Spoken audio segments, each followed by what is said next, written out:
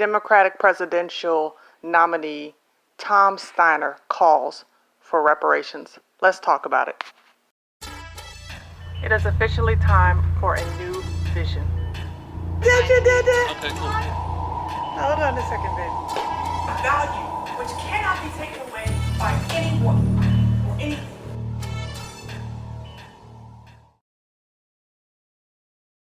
Hey everybody, thank you so much for joining me today on Ashonda at Large, where we discuss faith, family, and the future of our community. I want to shout out one of my subscribers for sending me this story about Tom Styer and his decision to support reparations for the Hebrew community. Now, when I get ready to address this story, I'm going to say ahead of time, if you have a story that you would like me to discuss on this platform, then feel free to email me at ashonda@large@gmail.com. I'd love to be able to dissect some of the stories that are currently going out, and y'all can help me out. So in any case, I'm going to go ahead and get into the story, but if you have not already gotten a chance to like and subscribe, please definitely do so, and please hit that bell notification so that you will get notice when I have new content. But in any case, we're going to go ahead and jump into this story. So I wanted to let y'all know that decidedly I have made a decision to really try my very best to not refer to our people any longer as quote unquote black people or our counterparts as quote unquote white people, but rather refer to us who we are in our identity as either ADOS or my preference, which is who we are as the children of the Most High Yah, as Hebrews. And this story, I'm going to really hone in why it is that is so important, in my opinion, towards the end. We are not crayons. We are a people group, and we matter. And I believe this important, that what our identity is spoken about in how we refer to ourselves. So let's change the paradigm. Let's change the conversation around how we are allowing people to speak about us and to us. But let's go ahead and get into this story, because y'all, I've got a couple of thoughts on this, but really what I'm going to do is I'm going to express what the American people think about Tom Styer calling for reparations, because I think it's important to hear what the public thinks about what he said. So let's go ahead and get into it. I'm going to read a little bit of a story about what he said. It says, during tonight's Democratic presidential debate, billionaire Tom Styer called for reparations for slavery. Reparations have been debated for decades. In recent years, the legacy of racial injustice has led many, mostly liberals, to increasingly call for reparations for the descendants of quote-unquote African American slaves. Advocates believe that the economic benefit of the United States received from slavery should be paid back to the descendants of those who unwillingly provided the unpaid labor that fueled the economy. Tonight, Steyer unequivocally stated his support for reparations. He says, "I believe I'm the only person on this stage who believes in reparations for slavery," he said. "We should have a formal commission on race to retell the story of the last 400-plus year in American of African Americans of systematic legal injustice, discrimination, and cruelty, but also of 400-plus years of building the United States of America." So, of course, he went on to further tweet that, and that's where I'm going to be sharing the opinions of the American public with you all. But I'm going to go ahead and continue to read this article. It says, people had thoughts. A few pointed out that former candidate Marianne Williamson had also supported reparations, many supporting him, but some thought that as a billionaire, Steyer should just start signing checks. Tom Styer could give his billions away to descendants of slaves tomorrow, tweeted Peter J. Hassan. Well, that's a switch, hashtag Steyer, especially given his bank account is not the guy I thought I'd see advocating reparations over slavery and racism, said Artisan 002. Now, Tim Wise, who is such a huge advocate for the Hebrew community, he went ahead and he tweeted as well, "Respect to Tom Styer for the statement about reparations and the weight of history when it comes to race." So y'all, that is kind of really where I'm going to leave off on that article. And I'm really going to just go ahead and hone in on what the public thinks, because we get it. We understand where he's coming from. But we need to understand where other people are coming from. So we're going to go ahead and start with a couple of the tweets that I gathered. It says, this one in particular, and this I believe is a troll, but nevertheless, give some trolls some love. Let's go ahead and give some trolls some love. It said, we paid them back by being the most successful race of all time. All they do is make drugs and beat up police officers like screaming monkeys. Okay, so that gentleman's name was Mental Lad. As I said, let's go ahead and give the trolls a little bit of love. So, love to you, Mental Lad. Here we are, another tweet that says, I'm not paying a dime for something I had nothing to do with. I've never robbed anyone and find your comments offensive. So, with that in mind, we're going to go ahead and move on to finding out if those comments are shared by the majority of the public. Steyer with his investment in prisons, Biden who authored the racist crime bill, Bloomberg with stop and frisk, Pete discriminating against blacks, Klobuchar prosecuting blacks unjustly, Dems are the party of slavery, KKK, Jim Crow, and segregation. Hashtag wake up. Hashtag walk away from the Democrats. Mr. David Smith provided us with that tweet. And we move on to make all those whose ancestors held people against their own free will, enslaved, beat, abused in so many ways, and murdered, fought against ending slavery, and profited off slavery. Make them all pay. Also, don't forget the injustice, cruelty, and killing of the Indians for greed. So, that is a very interesting tweet, and I'm going to stop for a minute and address that. That's so interesting because his perspective is that we should really receive reparations from those people who were against ending slavery. Interesting perspective. Though we're going to go ahead and move on to Mr. Joel Torkson, who says, furthermore, I know all too well about the Democratic Party's racist past. So how about you and your fellow Democrats form out of your own money for reparations and leave the rest of us who had nothing to do with the sins of our ancestors alone? That one was interesting too. That one was very interesting, considering Deuteronomy 28, having to pay back for the sins of our fathers. Wow. Well, we're going to dish on that in just a minute. I'm going to read a couple more tweets, and I definitely want to hear what y'all think. So y'all let me know. Hit up that comment section below and let me know what your thoughts are so far on the tweets that I have already shared. Let's move on to Mr. Joel again. Oh, he had something else to say that I thought was interesting. Oh, so you guys want reparations, yet you think nothing of targeting the black community with abortion clinics that take the lives of unborn black babies at a rate 3 to 4 times that of white babies. No wonder your priorities are so screwed up that you also fuss over climate change.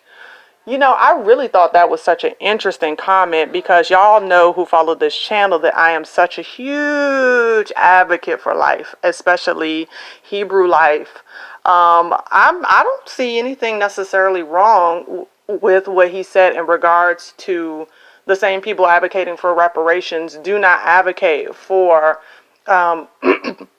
for ending abortion, but rather actually they are proponents of abortion. So it's like they're talking out of both sides of their mouth. Okay, it's okay to kill our babies, but at the same time, now you're saying that you want us to have reparations so that you can fuel or so that we can have economic growth in our community.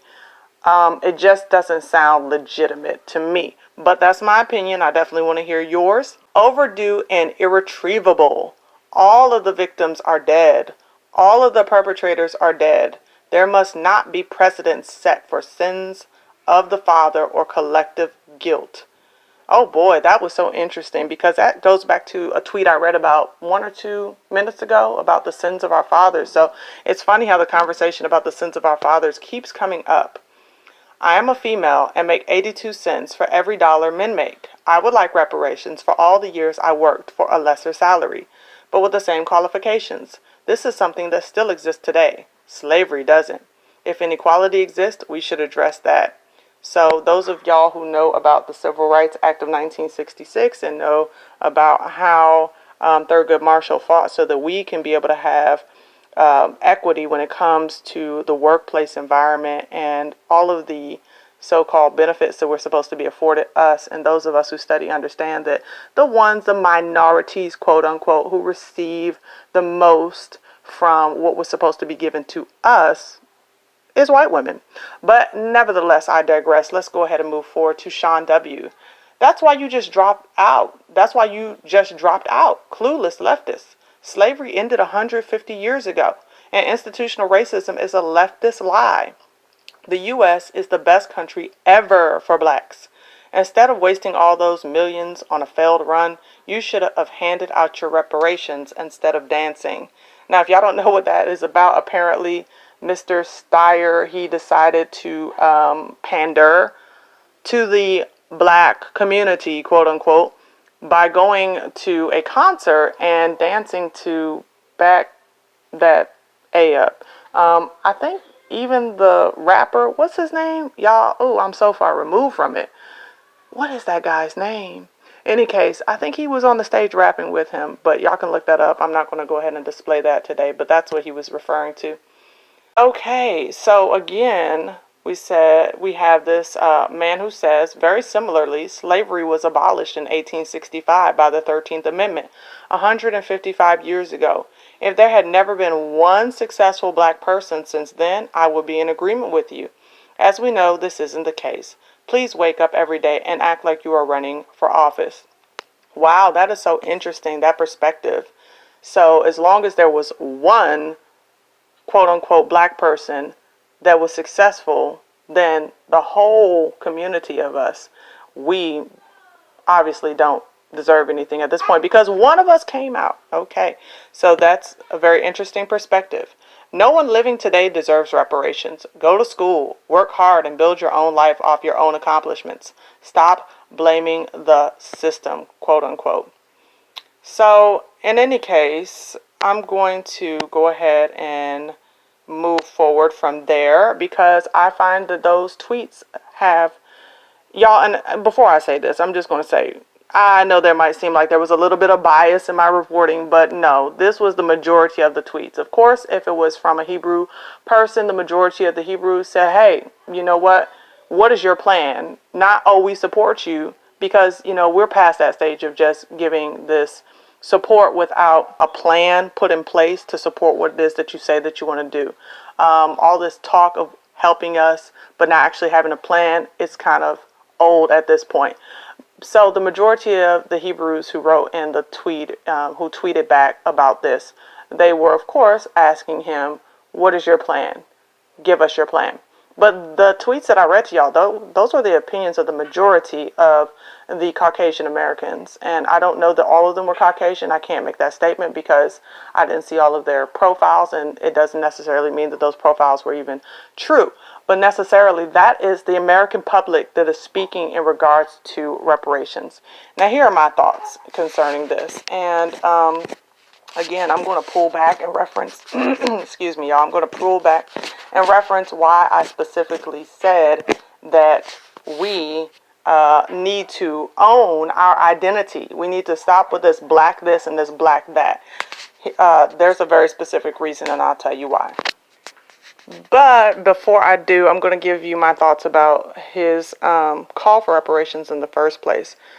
I've seen a couple of his ads that he has really been against Trump, just like all the other Democratic presidential candidates. They really don't seem to have an agenda that is specific for the American public as a whole, other than to beat Donald Trump, which is fine. I understand that because obviously nobody really wants to see another 4 years of what we've been dealing with his juvenile bullying ways. Well, I can't say nobody because obviously there's a lot of people that like that. But in terms of those who tend to vote Democrat, and again, y'all, if y'all been following this channel any length of time, you will know me personally.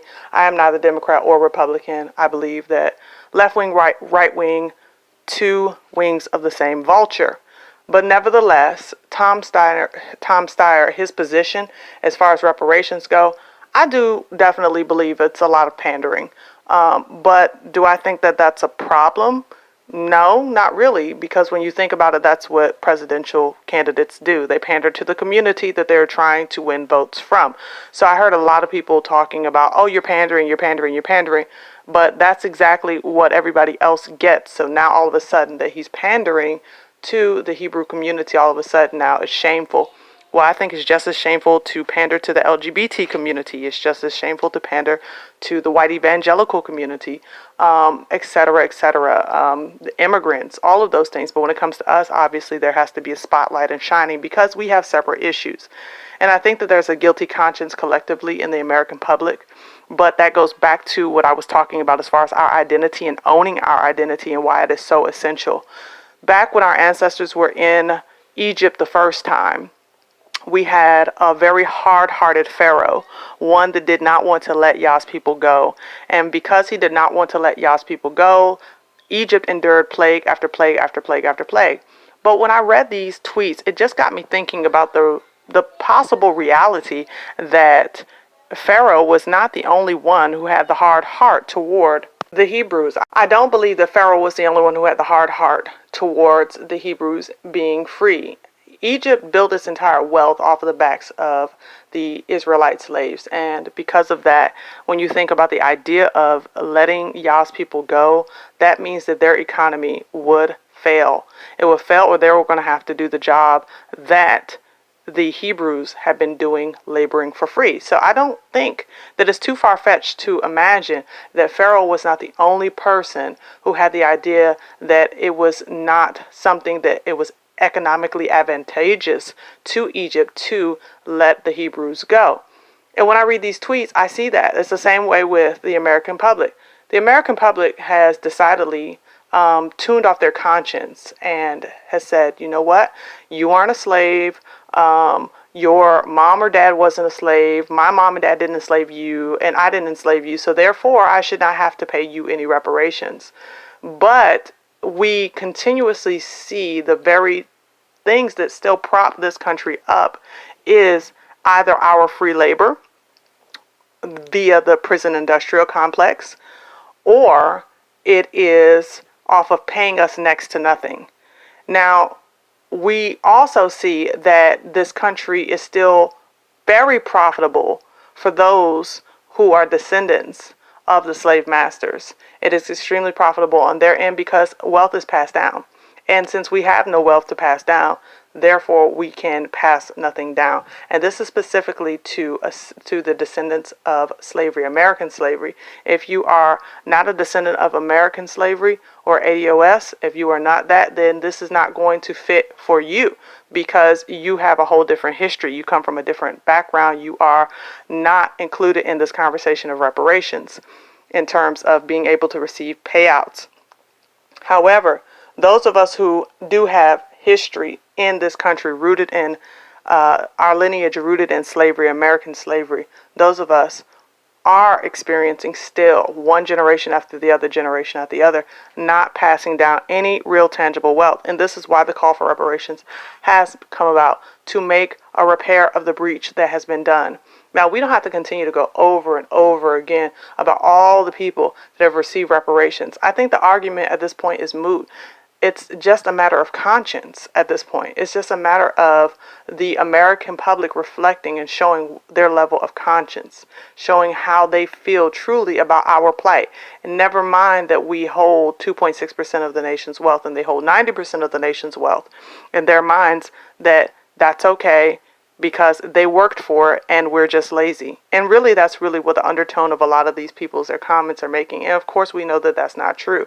But nevertheless, I wanted to go ahead and share the tweets directly of what people think, because it's so important that we don't just sit there and make assumptions about what we think people think about reparations, about our plight as a community. It's very important that we actually get a chance to see for ourselves what it is that they're saying in the marketplace. So I want to hear what you think now about presidential candidate Tom Steyer's call for reparations. I want to know what you think about these tweets, and I want to know what you think about us moving forward as a people? Do we even expect reparations at this point? Do we believe that they're going to come through the government, or are we waiting on the hand of the Most High Yah to deliver us? Me personally, I believe that this is the moment right here. This is the let my people go moment right here, the reparations conversation. And that, of course, just like in the past, Pharaoh will harden his heart, and the Most High Yah is going to have to be the one to deliver his people and deliver us, not just physically, but economically as well. He's going to have to stabilize us as a people. So that's my position on it, but I definitely want to hear yours. So please leave a comment below in the comment section. This one a little bit longer than I normally do, but I'm very thankful for those of you who have stuck around to hear to the end. Let me know what you think as far as what this whole reparations conversation, where it is going, where it is forming. In any case, as always, I invite you to like, share, and subscribe if you have not already done so. And again, if you do have a story that you would like me to discuss on this platform, please send an email to ashonda@large@gmail.com. Until next time, and as always, love yourself without hating your enemies. Yah bless and Salamat.